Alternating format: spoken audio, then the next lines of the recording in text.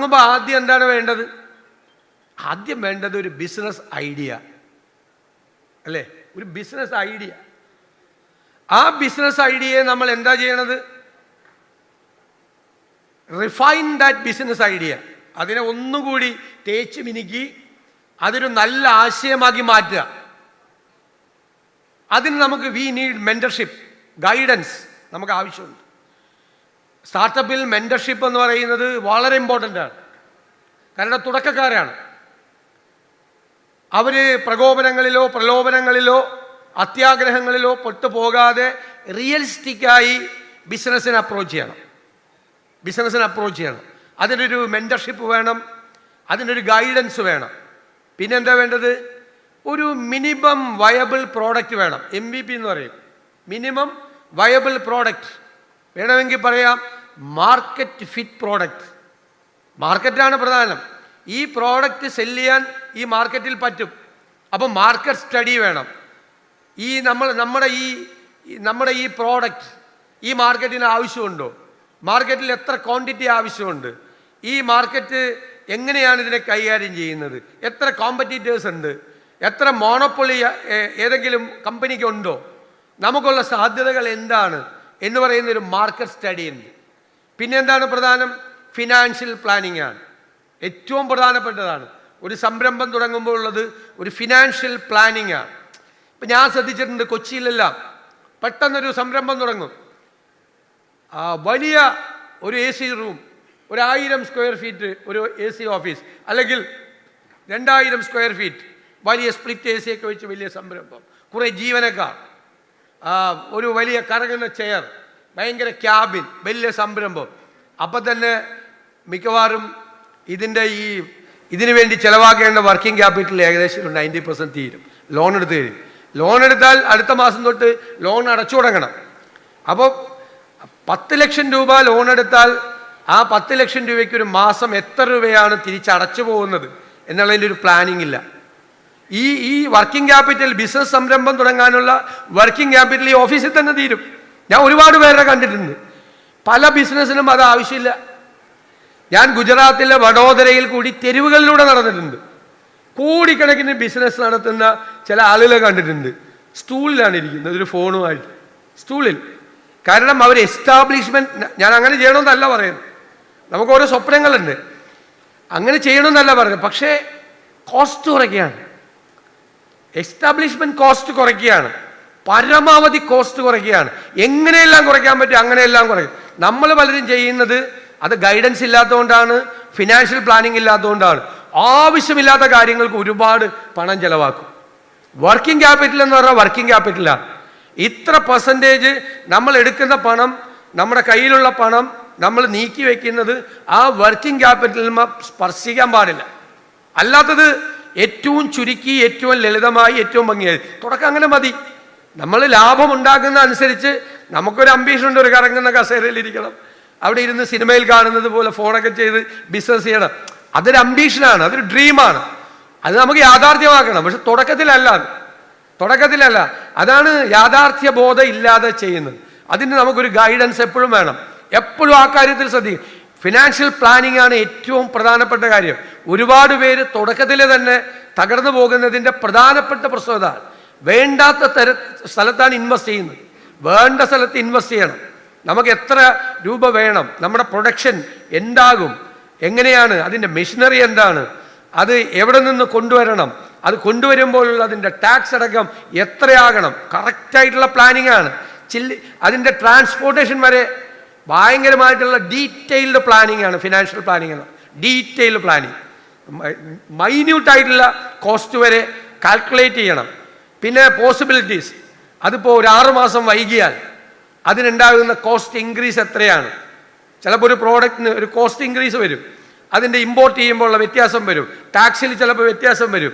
അപ്പോൾ അതെല്ലാം നമ്മൾ പ്ലാൻ ചെയ്ത് പോകണം. 6 മാസം കഴിഞ്ഞാൽ, 1 വർഷം ഡിലേ ആയാൽ ഈ കോസ്റ്റിൽ എന്ത് വ്യത്യാസം വരുത്തും എന്നടക്കമുള്ള ഡീറ്റെയിൽ ആയിട്ടുള്ള ഒരു പ്ലാനിങ്, ഫിനാൻഷ്യൽ പ്ലാനിങ് നമ്മൾ ചെയ്യണം.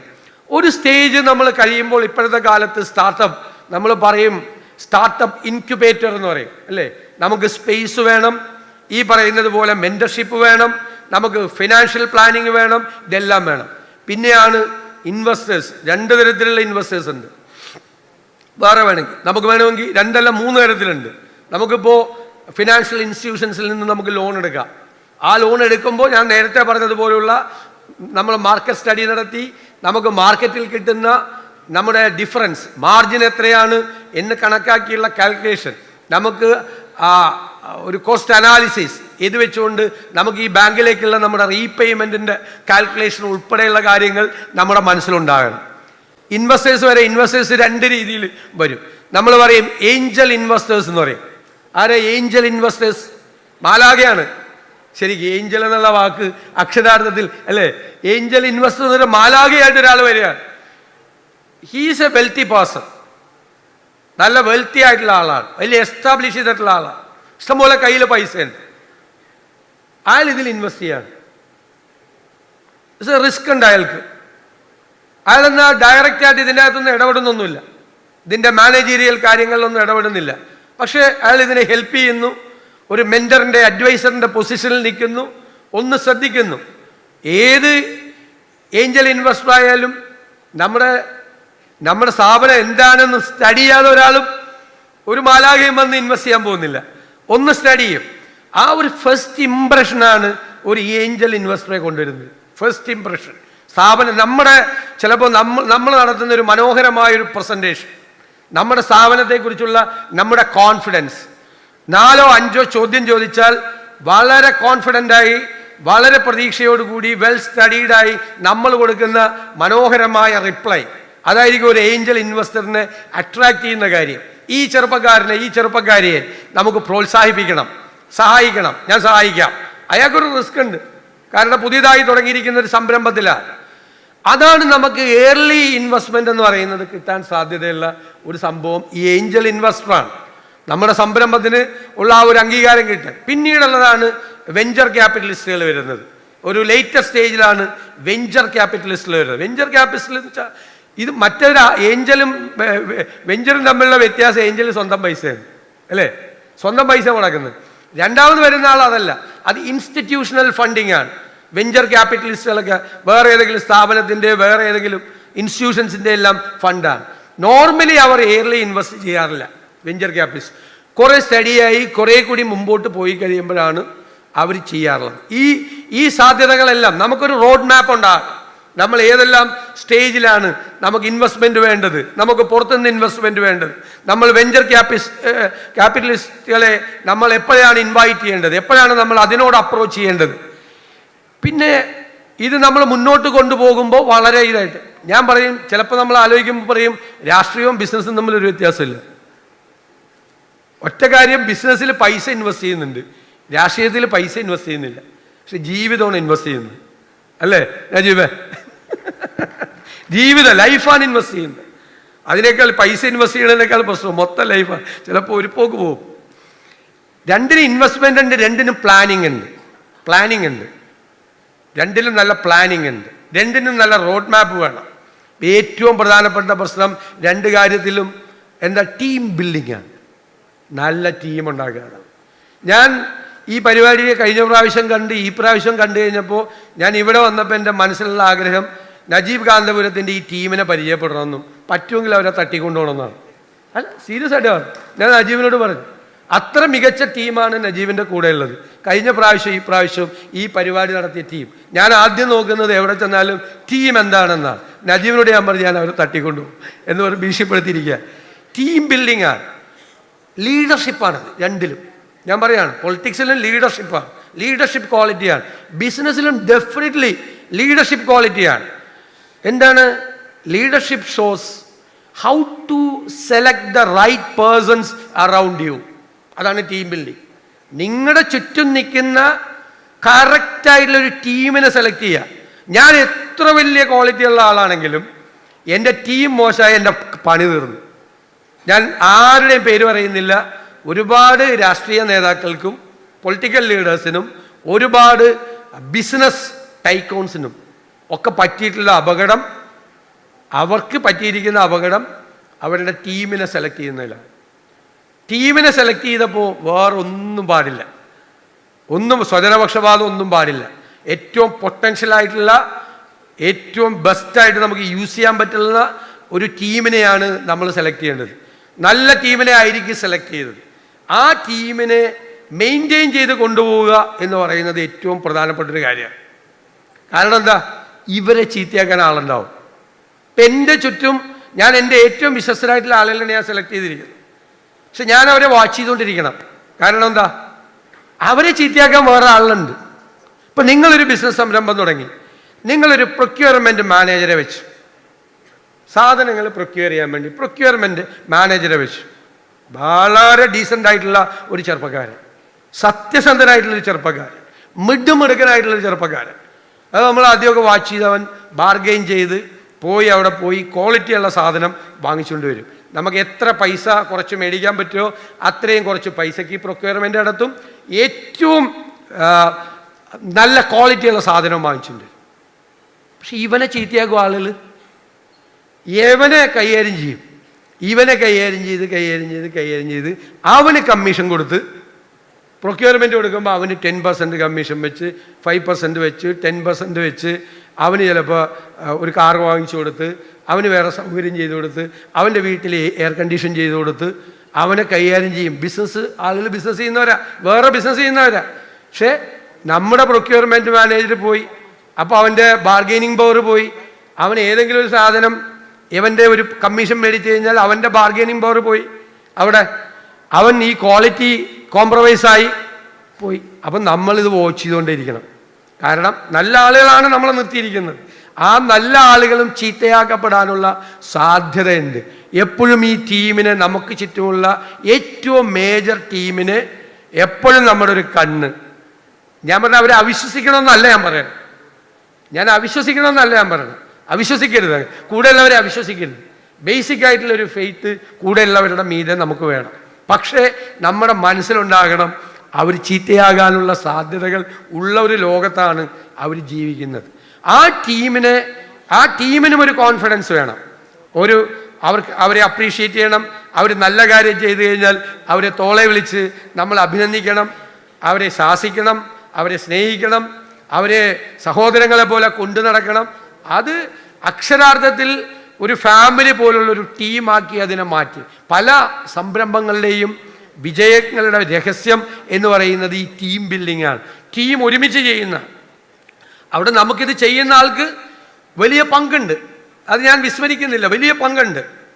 പക്ഷേ ടീം ഓഫ് ലീഡർഷിപ്പാണ് എല്ലാത്തിൻ്റെയും സക്സസ്. അപ്പോൾ എല്ലാ കാര്യത്തിലും കറക്റ്റായിട്ടുള്ള ഡിപ്ലോയ്മെൻ്റാണ്. മാർക്കറ്റിങ്ങിൽ കറക്റ്റാണ്, പ്രൊഡക്ഷനിൽ കറക്റ്റാണ്, പ്രൊക്യൂർമെൻറ്റിൽ കറക്റ്റാണ്, അല്ലേ, സെയിൽ അത് ചെയ്യുന്ന സമയത്ത് ഉള്ള കറക്റ്റായിട്ടുള്ള ആളുകൾ, അത് നമ്മുടെ അഡ്വർടൈസ്മെൻറ്റ്, നമ്മുടെ ബാക്കി കാര്യങ്ങൾ. ഇങ്ങനെ ഒരു സംരംഭത്തെ വലിയ, നേരത്തെ പറഞ്ഞതുപോലെ റിസ്ക് ഉണ്ട്, ചിലപ്പോൾ പരാജയങ്ങളുണ്ടാവും. ചെറിയ പരാജയങ്ങളില്ലാതെ ഏത് വിജയമാണ് ആർക്കാണ് ഉണ്ടായിരിക്കുന്നത്? എത്രയോ വലിയ ആളുകൾ എത്രയോ പരാജയങ്ങളെ മറികടന്നുകൊണ്ടാണ് വന്നത്. പിന്നെ ഇന്നത്തെ കാലത്ത് technology plays a big role, അല്ലേ? ടെക്നോളജി അഡ്വാൻസ് ചെയ്തുകൊണ്ടിരിക്കുകയാണ്, വളരെ വേഗത്തിലാണ്. ഓട്ടോമേഷൻ വരിക, എല്ലാ രംഗത്തും വരുന്നത് സ്പീഡിലാണ്. പണ്ടുണ്ടായിരുന്ന ബിസിനസ്സുകാർക്ക് അത്രയും ഇഷ്യൂ ഇല്ല, വളരെ സ്ലോ ആയിട്ടാണ് ഓട്ടോമേഷൻ വന്നിരുന്നത്, ടെക്നോളജി ഡെവലപ്മെൻറ്റ് വന്നിരുന്നത്. ഇപ്പോൾ ടെക്നോ ഫ്യൂഡലിസം എന്നാണ് പറയുന്നത്. ക്ലൗഡായി ബിസിനസ്സൊക്കെ, ക്ലൗഡ് ഫിനാൻസിങ് ആയി, ക്ലൗഡ് ഇതായി. അപ്പോൾ ഈ ടെക്നോളജിക്കൽ രംഗത്തുണ്ടായിരിക്കുന്ന അത്ഭുതകരമായ വിസ്മയകരമായ മാറ്റവും വേഗതയും, അതിനെ നമ്മൾ കൃത്യമായി ഫോളോ ചെയ്തുകൊണ്ട് നമ്മൾ അപ്ഗ്രേഡ് ചെയ്തുകൊണ്ടിരിക്കണം. എൻ്റെ ഒരു യൂട്യൂബ് ചാനലിൽ ഞാൻ ബാംഗ്ലൂരിലെ എയർപോർട്ടുണ്ട്, ഇന്ത്യയിലെ ഏറ്റവും മനോഹരമായി നടക്കുന്ന ഒരു എയർപോർട്ടാണ്, അത്ഭുതങ്ങൾ സൃഷ്ടിച്ചിട്ടുള്ള ഒരു എയർപോർട്ടാണ്. ആ എയർപോർട്ടിൻ്റെ മാനേജിങ് ഡയറക്ടർ ഒരു മലയാളിയാണ്, Harimara. Is a friend of mine. ഞാൻ അയാളെ ഇൻ്റർവ്യൂ ചെയ്തു. അദ്ദേഹം അവിടെ ഒരുപാട് ഉണ്ടാക്കി. ഇപ്പോൾ കർണാടകത്തിൻ്റെ GDP-യുടെ 5% ഉണ്ടാകുന്നത് ആ എയർപോർട്ടാണ്. ഒരു എയർപോർട്ടിൽ നിന്നാണ് കർണാടകം പോലത്തെ ഒരു സ്റ്റേറ്റിൻ്റെ GDP-യുടെ 5% അവിടെ നിന്നാണ് വരുന്നത്. അവിടുത്തെ എക്സ്പോർട്ട് മറ്റു കാര്യങ്ങളുടെ പോലെ. ഞാൻ ഹരിയെ ഇൻ്റർവ്യൂ ചെയ്തപ്പോൾ ഹരി എന്നോട് പെട്ടെന്ന് ഒരു വാചകം പറഞ്ഞു. ആ വാചകം എൻ്റെ ഹൃദയത്തിൽ തറച്ചു. എപ്പോഴാണ് നമ്മുടെ സംഭവങ്ങളെല്ലാം ഭംഗിയായി പോകുന്നത്, നന്നായി പോകുന്നത്? ഇപ്പോൾ സാധാരണഗതിയിൽ എന്താ എല്ലാവരും ചെയ്യണം? ഓക്കെ, ഹാപ്പിയായി, അല്ലേ? പുള്ളി പറയുന്നത് അപ്പോഴാണ് മാറാൻ സമയമായി, അപ്ഗ്രേഡ് ചെയ്യാൻ സമയമായി എന്നുള്ള തോന്നൽ ഏറ്റവും ഭംഗിയായി പോകുമ്പോഴാണ്. അടുത്ത സ്റ്റെപ്പിലേക്ക് പോകണം, അംബീഷ്യസ് ആയിരിക്കുക, അടുത്ത സ്റ്റെപ്പിലേക്ക് പോകാൻ. കാര്യങ്ങൾ ഏറ്റവും സ്മൂത്തായി നന്നായി പോകുന്നു എന്ന് കരുതിയാൽ അടുത്ത സ്റ്റെപ്പ്, അടുത്ത എക്സ്റ്റൻഷൻ, അടുത്ത എക്സ്പാൻഷൻ, അതിലേക്ക് പോകണം. അങ്ങനെയാണ് സ്റ്റെപ്പ് ബൈ സ്റ്റെപ്പായിട്ട് പോയത്. ആമസോൺ എങ്ങനെ തുടങ്ങിയത്? ആമസോൺ, ഇന്നീ കാണുന്ന ആമസോൺ ഒരു ബുക്ക് സ്റ്റോറാണ്, ഓൺലൈൻ ബുക്ക് സ്റ്റോറായിട്ട് തുടങ്ങിയതാണ്. ഓൺലൈൻ ബുക്ക് സ്റ്റോർ ആമസോൺ തുടങ്ങിയത്. ഇന്ന് ഈ കോമേഴ്സ് കംപ്ലീറ്റ് കൺട്രോൾ ചെയ്യുന്നത് അവരാണ്, അല്ലേ? ക്ലൗഡ് ബിസിനസിൻ്റെ മോണപ്പൊളിയാണ് മേജർ, അവരാണ് കൺട്രോൾ ചെയ്യുന്നത്. മറ്റേ ഫുഡ് ചെയിൻ ഉണ്ടല്ലോ, സൊമാറ്റോ, അത് തന്നെ. അവർ തുടങ്ങിയത് എങ്ങനെ? ഒരു റെസ്റ്റോറൻ്റാണ്, ഒരു റെസ്റ്റോറൻറ്റ് ഫുഡ് ചെയിൻ. ഇന്നിപ്പോൾ ലോകത്തിലെ ഏറ്റവും വലിയ ഫുഡ് ചെയിനാണ്. ഇല്ലെങ്കിൽ വേണമെങ്കിൽ ജീവിതാവസാനം വരെ അത് തുടങ്ങിയ ഒരു റെസ്റ്റോറൻ്റ് ആയിട്ടിരിക്കുകയായിരുന്നു. വേണമെങ്കിൽ എല്ലാ വർഷവും ഒന്നൊരു മെയിൻ്റനൻസ് ഒക്കെ നടത്തി ഒരു വൈറ്റ് വാഷൊക്കെ അടിച്ച് വേണമെങ്കിൽ ഒരു ഷെഡും കൂടി പുറത്തേക്ക് ഇട്ട് ഒരു 10 കൊല്ലം കഴിയുമ്പോൾ ഒരു ഷെഡ് കൂടി പുറത്തേക്ക് കെട്ടി ഒരു ചെയ്യാൻ. വേണമെങ്കിൽ ഒരു 20 കൊല്ലം കഴിയുമ്പോൾ ഒരു 2 റൂമും കൂടി അപ്പുറത്തേക്ക് എടുത്തിട്ട് ആ റെസ്റ്റോറൻറ്റ് അയാളുടെ ജീവിതാവസാനം വരെ നിർത്തായിരുന്നു. ആ റെസ്റ്റോറൻ്റായി തുടങ്ങിയ ഒരു സംവിധാനമാണ് ആമസോൺ എന്ന് പറയുന്ന ലോകം അത്ഭുതത്തോടു കൂടി നോക്കിക്കാണുന്ന ഒരു പ്രസ്ഥാനമായി, അല്ല ഈ സൊമാറ്റോ എന്ന് പറയുന്ന സ്ഥാപനം മാറിയത്. ആമസോൺ ഓൺലൈൻ ബുക്ക് സ്റ്റോറായിരുന്നു. എല്ലാ വലിയ സംരംഭങ്ങളുടെയും തുടക്കങ്ങൾ ഇങ്ങനെയാണ്. അത് നമ്മൾ എപ്പോഴും മനസ്സിൽ വേണം. അംബീഷ്യസ് ആയിരിക്കണം, പക്ഷേ റിയലിസ്റ്റിക് ആയിരിക്കണം. അംബീഷ്യസ് ആകുമ്പോൾ മറ്റേ പ്രശ്നം വരും, ഏത് നോർമലാകാതെ പോകരുത്, ബാലൻസ് ആയിരിക്കണം. അപ്പോൾ നമുക്ക് എല്ലാ അന്തരീക്ഷവും നമുക്കുണ്ടാകണം. നമ്മൾ പറയില്ലേ സസ്റ്റൈനബിൾ ഇക്കോ സിസ്റ്റം നമുക്കുണ്ടാവണം, ബാലൻസ്ഡ് ആയിരിക്കണം.